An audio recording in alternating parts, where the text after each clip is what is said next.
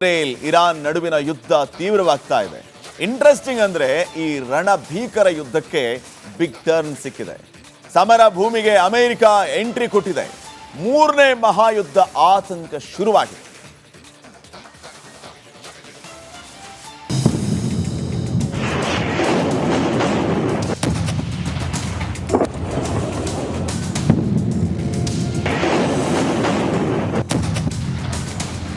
ಮಧ್ಯಪ್ರಾಚ್ಯ ರಣಾಂಗಣವಾಗಿದೆ.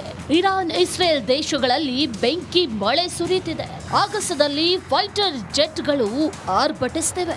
ಆಕಾಶವನ್ನ ಸೀಳಿ ಮಿಸೈಲ್ಗಳು ಅಪ್ಪಳಿಸುತ್ತಿವೆ. ಮುಗಿಲೆತ್ತರದ ಕಟ್ಟಡಗಳು ಛಿದ್ರವಾಗ್ತಿವೆ.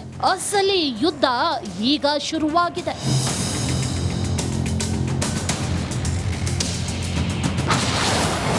ಸಮರ ಭೂಮಿಗೆ ನುಗ್ಗಿದ ವಿಶ್ವದ ದೊಡ್ಡಣ್ಣ. ಇನ್ಮುಂದೆ ಶುರುವಾಗುತ್ತೆ ಅಸಲಿ ಯುದ್ಧ. ಅಣ್ವಸ್ತ್ರ ತಯಾರಿಸುತ್ತಿರೋ ಇರಾನ್ಗೆ ಇಸ್ರೇಲ್ ನುಗ್ಗಿ ಹೊಡೆಯುತ್ತಿದೆ. ಶಿಯಾ ದೇಶವನ್ನ ಚಚ್ಚಿ ಬಿಸಾಕ್ತಿದೆ. ನಾನೇನ್ ಕಮ್ಮಿ ಇಲ್ಲ, ಇರಾನ್ ಕೂಡ ಇಸ್ರೇಲ್ ಮೇಲೆ ಭಯಾನಕ ದಾಳಿ ಮಾಡ್ತಿದೆ. ಸಮರ ಭೂಮಿಗೆ ಈಗ ವಿಶ್ವದ ದೊಡ್ಡಣ್ಣ ಎಂಟ್ರಿ ಕೊಟ್ಟಿದೆ. ಇಸ್ರೇಲ್ ಇರಾನ್ ನಡುವಿನ ಯುದ್ಧಕ್ಕೆ ಅಮೆರಿಕ ಅಧಿಕೃತವಾಗಿ ಎಂಟ್ರಿ ಆಗಿದೆ. ಮಧ್ಯಪ್ರಾಚ್ಯದಲ್ಲಿ ಮೂರನೇ ಮಹಾಯುದ್ಧ ಆತಂಕ ಮನೆ ಮಾಡಿದೆ. G7 ದೇಶಗಳ ಶೃಂಗಸಭೆಯಿಂದ ಅರ್ಥದಲ್ಲೇ ಹೊರಬಂದ ಟ್ರಂಪ್ ಇರಾನ್ ಇಸ್ರೇಲ್ ಕದನಕ್ಕೆ ಸಂಪೂರ್ಣ ಮುಕ್ತಿ ಆಡುವ ಮಾತುಗಳನ್ನಾಡಿದ್ದಾರೆ. ಮಧ್ಯಪ್ರಾಚ್ಯಕ್ಕೆ ಹೆಚ್ಚಿನ ಯುದ್ಧ ವಿಮಾನಗಳ ರವಾನೆ ಮಾಡಿದೆ.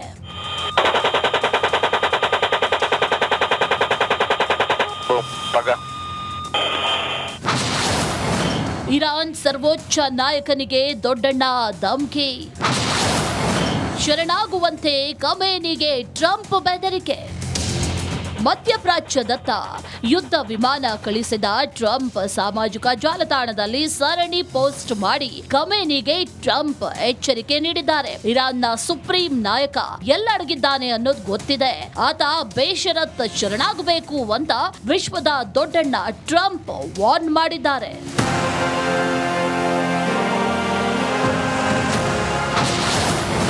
ಯಾವುದೇ ಕಾರಣಕ್ಕೂ ಶರಣಾಗುವ ಮಾತೇ ಇಲ್ಲ. ಟ್ರಂಪ್ ವಾರ್ನಿಂಗ್ಗೂ ಖಮೇನಿ ಡೋಂಟ್ ಕೇರ್. ಅಮೆರಿಕದ ಅಧ್ಯಕ್ಷ ಡೊನಾಲ್ಡ್ ಟ್ರಂಪ್ ಎಚ್ಚರಿಕೆಗೂ ಇರಾನ್ ಸರ್ವೋಚ್ಚ ನಾಯಕ ಡೋಂಟ್ ಕೇರ್ ಅಂದಿದ್ದಾರೆ. ಇರಾನ್ ಶರಣಾಗುವ ರಾಷ್ಟ್ರ ಅಲ್ಲ, ಯಾವುದೇ ಕಾರಣಕ್ಕೂ ಶರಣಾಗುವ ಮಾತೇ ಇಲ್ಲ ಅಂತ ಆಯತುಲ್ಲಾ ಅಲಿ ಖಮೇನಿ ಗುಡುಗಿದ್ದಾರೆ. ಟ್ರಂಪ್ ಎಚ್ಚರಿಕೆ ನಡುವೆಯೂ ಇರಾನ್ ಅಟ್ಯಾಕ್. ಇಸ್ರೇಲ್ ವಿರುದ್ಧ ಇರಾನ್ ಹೈಪರ್ಸಾನಿಕ್ ಕ್ಷಿಪಣಿ ಪ್ರಯೋಗಿಸಿದೆ. ಖಂಡಾಂತರ ಕ್ಷಿಪಣಿ ಫತೇಹ್ ಬಳಸಿ ಯಶಸ್ಸು ಕಂಡಿದ್ದೇವೆ ಅಂತ ಇರಾನ್ ಹೇಳಿದೆ. ಟ್ರಂಪ್ ಎಚ್ಚರಿಕೆ ಬೆನ್ನಲ್ಲೇ ಇರಾನ್ ಫತೇಹ್ ಬಗ್ಗೆ ಮಾಹಿತಿ ನೀಡೋ ಮೂಲಕ ಅಮೆರಿಕವನ್ನ ಗೇಲಿ ಮಾಡಿದೆ.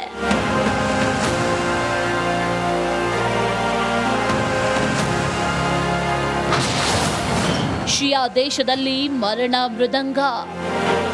ಶಿಯಾ ದೇಶದಲ್ಲಿ ಇಸ್ರೇಲಿ ಪಡೆಗಳು ಅಕ್ಷರಶಃ ಅಬ್ಬರಿಸುತ್ತಿದೆ. ಇದುವರೆಗೆ 585 ಜನರು ಬಲಿಯಾಗಿದ್ದಾರೆ. 346 ಭದ್ರತಾ ಸಿಬ್ಬಂದಿ, 239 ನಾಗರಿಕ. ಶುದ್ಧವಾಗ್ತಾ ಇದೆ.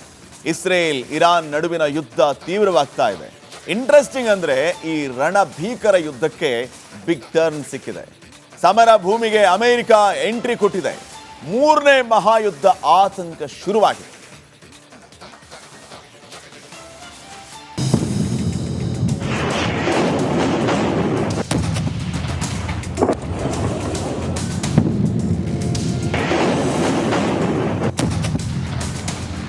ಮಧ್ಯಪ್ರಾಚ್ಯ ರಣಾಂಗಣವಾಗಿದೆ. ಇರಾನ್ ಇಸ್ರೇಲ್ ದೇಶಗಳಲ್ಲಿ ಬೆಂಕಿ ಮಳೆ ಸುರಿಯುತ್ತಿದೆ. ಆಗಸದಲ್ಲಿ ಫೈಟರ್ ಜೆಟ್ಗಳು ಆರ್ಭಟಿಸುತ್ತಿವೆ. ಆಕಾಶವನ್ನ ಸೀಳಿ ಮಿಸೈಲ್ಗಳು ಅಪ್ಪಳಿಸುತ್ತಿವೆ. ಮುಗಿಲೆತ್ತರದ ಕಟ್ಟಡಗಳು ಛಿದ್ರವಾಗ್ತಿವೆ. ಅಸಲಿ ಯುದ್ಧ ಈಗ ಶುರುವಾಗಿದೆ.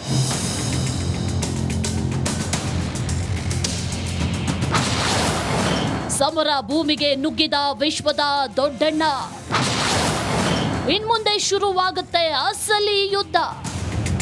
ಅಣ್ವಸ್ತ್ರ ತಯಾರಿಸ್ತಿರೋ ಇರಾನ್ಗೆ ಇಸ್ರೇಲ್ ನುಗ್ಗಿ ಹೊಡೀತಿದೆ. ಶಿಯಾ ದೇಶವನ್ನ ಚಚ್ಚಿ ಬಿಸಾಕ್ತಿದೆ. ನಾನೇನ್ ಕಮ್ಮಿ ಇಲ್ಲ, ಇರಾನ್ ಕೂಡ ಇಸ್ರೇಲ್ ಮೇಲೆ ಭಯಾನಕ ದಾಳಿ ಮಾಡ್ತಿದೆ. ಸಮರ ಭೂಮಿಗೆ ಈಗ ವಿಶ್ವದ ದೊಡ್ಡಣ್ಣ ಎಂಟ್ರಿ ಕೊಟ್ಟಿದೆ. ಇಸ್ರೇಲ್ ಇರಾನ್ ನಡುವಿನ ಯುದ್ಧಕ್ಕೆ ಅಮೆರಿಕ ಅಧಿಕೃತವಾಗಿ ಎಂಟ್ರಿ ಆಗಿದೆ. ಮಧ್ಯಪ್ರಾಚ್ಯದಲ್ಲಿ ಮೂರನೇ ಮಹಾಯುದ್ಧ ಆತಂಕ ಮನೆ ಮಾಡಿದೆ. G7 ದೇಶಗಳ ಶೃಂಗಸಭೆಯಿಂದ ಅರ್ಥದಲ್ಲೇ ಹೊರಬಂದ ಟ್ರಂಪ್ ಇರಾನ್ ಇಸ್ರೇಲ್ ಕದನಕ್ಕೆ ಸಂಪೂರ್ಣ ಮುಕ್ತಿ ಆಡುವ ಮಾತುಗಳನ್ನಾಡಿದ್ದಾರೆ. ಮಧ್ಯಪ್ರಾಚ್ಯಕ್ಕೆ ಹೆಚ್ಚಿನ ಯುದ್ಧ ವಿಮಾನಗಳ ರವಾನೆ ಮಾಡಿದೆ.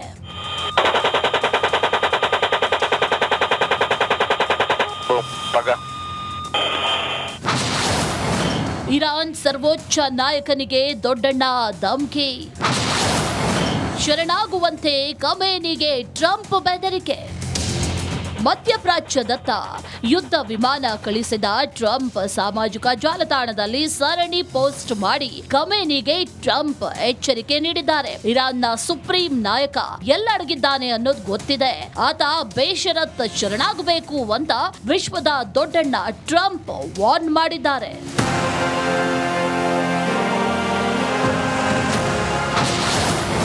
ಯಾವುದೇ ಕಾರಣಕ್ಕೂ ಶರಣಾಗುವ ಮಾತೇ ಇಲ್ಲ. ಟ್ರಂಪ್ ವಾರ್ನಿಂಗ್ಗೂ ಖಮೇನಿ ಡೋಂಟ್ ಕೇರ್.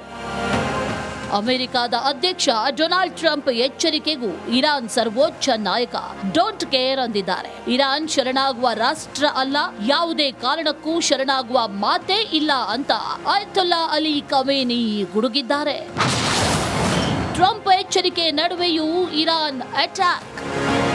ಇಸ್ರೇಲ್ ವಿರುದ್ಧ ಇರಾನ್ ಹೈಪರ್ಸಾನಿಕ್ ಕ್ಷಿಪಣಿ ಪ್ರಯೋಗಿಸಿದೆ. ಖಂಡಾಂತರ ಕ್ಷಿಪಣಿ ಫತೇಹ್ ಬಳಸಿ ಯಶಸ್ಸು ಕಂಡಿದ್ದೇವೆ ಅಂತ ಇರಾನ್ ಹೇಳಿದೆ. ಟ್ರಂಪ್ ಎಚ್ಚರಿಕೆ ಬೆನ್ನಲ್ಲೇ ಇರಾನ್ ಫತೇಹ್ ಬಗ್ಗೆ ಮಾಹಿತಿ ನೀಡೋ ಮೂಲಕ ಅಮೆರಿಕವನ್ನ ಗೇಲಿ ಮಾಡಿದೆ.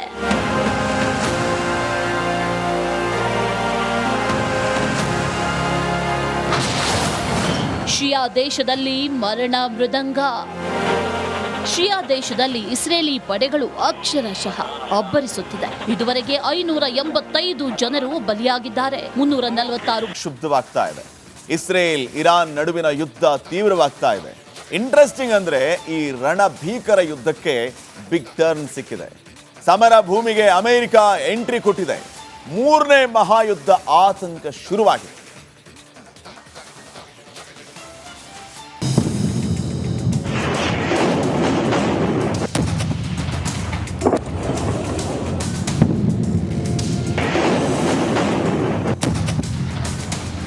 ಮಧ್ಯಪ್ರಾಚ್ಯ ರಣಾಂಗಣವಾಗಿದೆ.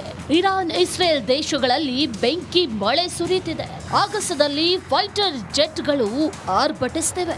ಆಕಾಶವನ್ನ ಸೀಳಿ ಮಿಸೈಲ್ಗಳು ಅಪ್ಪಳಿಸುತ್ತಿವೆ. ಮುಗಿಲೆತ್ತರದ ಕಟ್ಟಡಗಳು ಛಿದ್ರವಾಗ್ತಿವೆ. ಅಸಲಿ ಯುದ್ಧ ಈಗ ಶುರುವಾಗಿದೆ.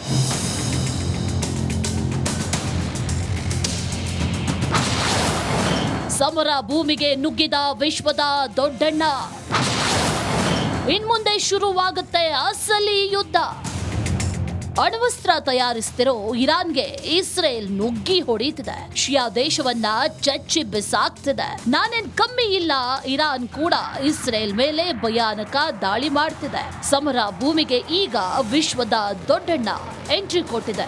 ಇಸ್ರೇಲ್ ಇರಾನ್ ನಡುವಿನ ಯುದ್ಧಕ್ಕೆ ಅಮೆರಿಕ ಅಧಿಕೃತವಾಗಿ ಎಂಟ್ರಿ ಆಗಿದೆ. ಮಧ್ಯಪ್ರಾಚ್ಯದಲ್ಲಿ ಮೂರನೇ ಮಹಾಯುದ್ಧ ಆತಂಕ ಮನೆ ಮಾಡಿದೆ. G7 ದೇಶಗಳ ಶೃಂಗಸಭೆಯಿಂದ ಅರ್ಥದಲ್ಲೇ ಹೊರಬಂದ ಟ್ರಂಪ್ ಇರಾನ್ ಇಸ್ರೇಲ್ ಕದನಕ್ಕೆ ಸಂಪೂರ್ಣ ಮುಕ್ತಿ ಆಡುವ ಮಾತುಗಳನ್ನಾಡಿದ್ದಾರೆ. ಮಧ್ಯಪ್ರಾಚ್ಯಕ್ಕೆ ಹೆಚ್ಚಿನ ಯುದ್ಧ ವಿಮಾನಗಳ ರವಾನೆ ಮಾಡಿದೆ.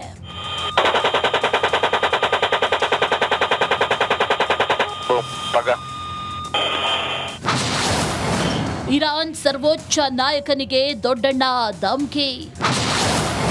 ಶರಣಾಗುವಂತೆ ಖಮೇನಿಗೆ ಟ್ರಂಪ್ ಬೆದರಿಕೆ.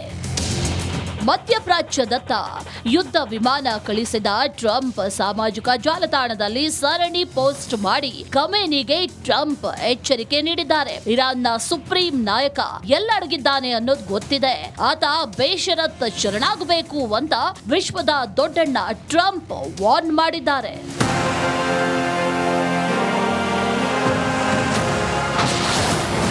ಯಾವುದೇ ಕಾರಣಕ್ಕೂ ಶರಣಾಗುವ ಮಾತೇ ಇಲ್ಲ.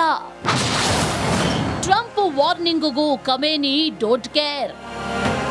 ಅಮೆರಿಕದ ಅಧ್ಯಕ್ಷ ಡೊನಾಲ್ಡ್ ಟ್ರಂಪ್ ಎಚ್ಚರಿಕೆಗೂ ಇರಾನ್ ಸರ್ವೋಚ್ಚ ನಾಯಕ ಡೋಂಟ್ ಕೇರ್ ಅಂದಿದ್ದಾರೆ. ಇರಾನ್ ಶರಣಾಗುವ ರಾಷ್ಟ್ರ ಅಲ್ಲ, ಯಾವುದೇ ಕಾರಣಕ್ಕೂ ಶರಣಾಗುವ ಮಾತೇ ಇಲ್ಲ ಅಂತ ಆಯತುಲ್ಲಾ ಅಲಿ ಖಮೇನಿ ಗುಡುಗಿದ್ದಾರೆ.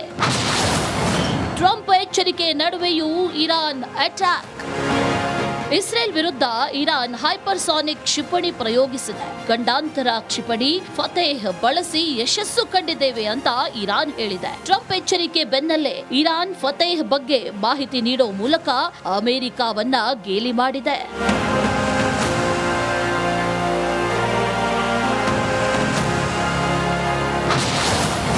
ಶಿಯಾ ದೇಶದಲ್ಲಿ ಮರಣ ಮೃದಂಗ.